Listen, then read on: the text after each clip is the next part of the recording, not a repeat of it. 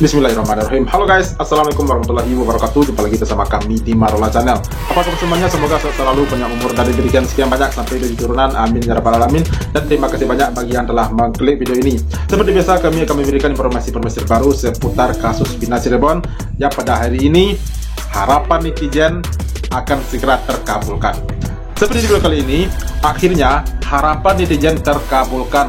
Pak Otto Hasibuan telah mulai bekerja dan membahas polemik kasus Vina dan Eki. Sebab Bang Jutek Bongso serta Ibu Titin mendapat bocoran kalau ketujuh terpidana akan bebas murni dalam waktu dekat, tinggal nunggu hari katanya. Wow, ini sepertinya Rudy Anajaya serta para saksi bodong akan menjadi ketar-ketir nih ya, siap-siap di penjara kalian semua. Oke guys, seperti apakah videonya? Mari kita saksikan. Let's go. Bisa berbeda terus, bertabrakan. Saya bertanya, hukum yang mana yang ditegakkan oleh empat penegak hukum ini? Hukumnya satu, tapi bisa berkelahi terus persidangan. Iya, betul. Termasuk di bidang masa. Hukum yang mana yang ditegakkan kalau begitu? Ini paradigma yang salah. Iya. Nah, oleh karena itu saya mengimbau, karena ini kuhap juga dibuat. Ini saya susunan majelis persidangan di pengadilan pun menurut saya kita mulai harus dirubah, karena itu menggambarkan apa yang kita lakukan selama ini. Coba lihat hakim di sana, pengacara di sebelah hakim, sebelah kirinya, jaksa di sebelah kanan, hakim di tengah. Ini diperhadapkan, disuruh berkelahi nih. Saya akan berlawanan ini, hadap-hadapan. Dari segi meja duduknya aja, kursi duduknya, ini sudah tidak benar. Iya, betul. Saya sudah meyakini angin segar itu akan datang ketika tanggal 5 Juni 2024. Di tanggal itulah saya meyakini akan ada perubahan nasib yang luar biasa bagi 7 terpidana. Apalagi saat ini yang saya sangat hormati itu masuk ke dalam kabinet yang betul-betul saya yakin akan sangat berpengaruh terhadap kebebasan ke-7 terpidana pada tahun ini. Iya. Dengan kata lain, Anda mau sebutkan bahwa ada titik terang dengan adanya Pak Otto dalam kabinet?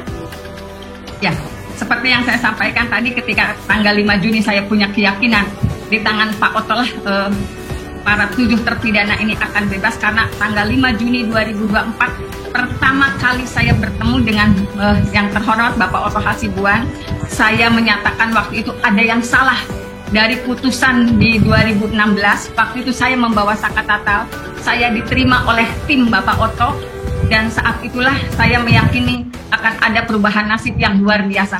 Apalagi pada saat kemarin Bapak Otto dilantik, saya luar biasa, ini seperti seluruh alam mendukung terhadap kebebasan ke-7 terpidana. Iya, itu harapan kita semua. Teman-teman sekalian, saya dapat update kabar terbaru rekan-rekan sekalian, bahwa harapan kami dari kuasa 7 terpidana kasus Vina dan Eki di Cirebon, ya, dengan pemerintahan baru Bapak Prabowo Subianto dan Bapak Gibran Rakabuming Raka, dan dengan kabinet merah putihnya, tentu kita menaruh banyak harapan kepada pemerintahan yang baru.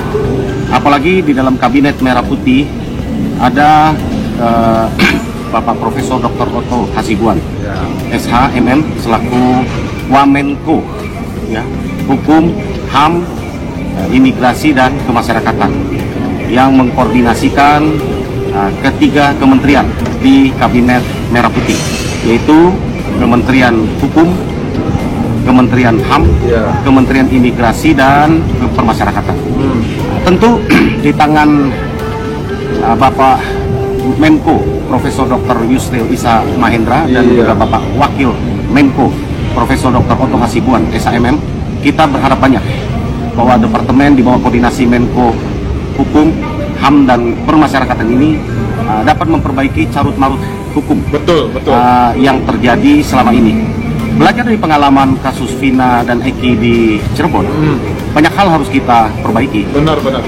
Dalam hal bidang penegakan hukum ini, bahwa yang paling penting untuk segera kita perbaiki adalah penguatan kepada seluruh stakeholder dari penegakan hukum, mulai dari kepolisian, mulai dari lanjut dengan kejaksaan, lanjut dengan hakim, ya, dan juga pengacara.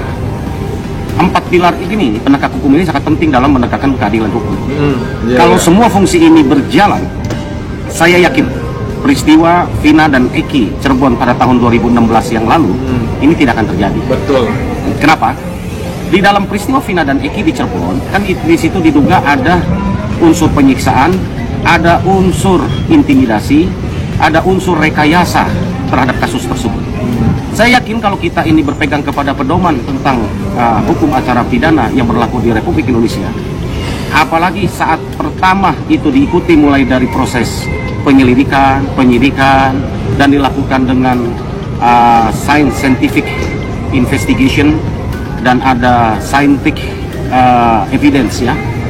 Saya pikir ini tidak akan terjadi. Apalagi ya prinsip Miranda Rules, ya, hak para tersangka, hak para terdakwa dipenuhi dengan didampingi oleh penegak hukum.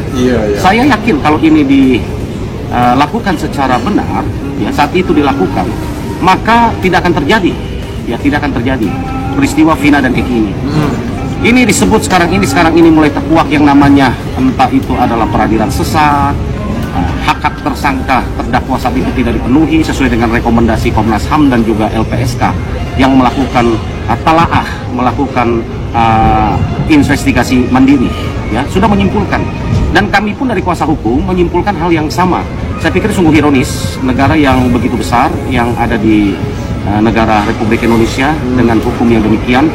Tentu kita berharap banyak sekali lagi kepada pemerintahan baru, khususnya kepada Kementerian Menko, ya, Hukum, HAM, ya, Imigrasi dan Pemasyarakatan. Kita berharap banyak. Ada Pak Yusril di situ, ada Pak Prof Otto di situ. Saya yakin mereka ini ada praktisi-praktisi yang selama ini mengikuti tentang perjalanan hukum di Indonesia.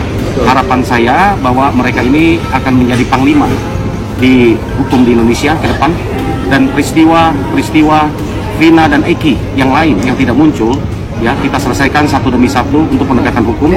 Intinya tidak boleh negara ini menghukum seseorang yang tidak bersalah, ya.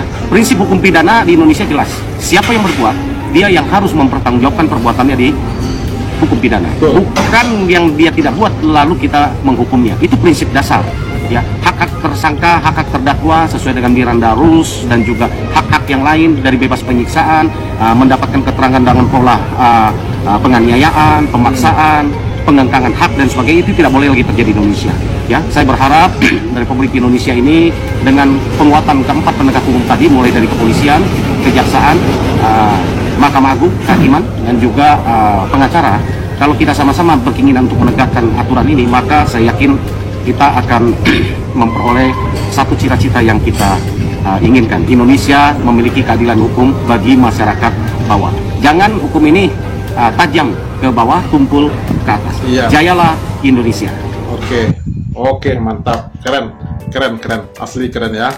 Jadi sebentar lagi, sepertinya harapan netizen seluruh Indonesia ini sepertinya bakal terwujudkan ini, karena salah satu pengacara yang menangani kasus ini, Bapak Otto Hasibuan, kan telah berada di dalam pemerintahan, apalagi beliau memegang Kementerian Hukum dan HAM, begitu, ya.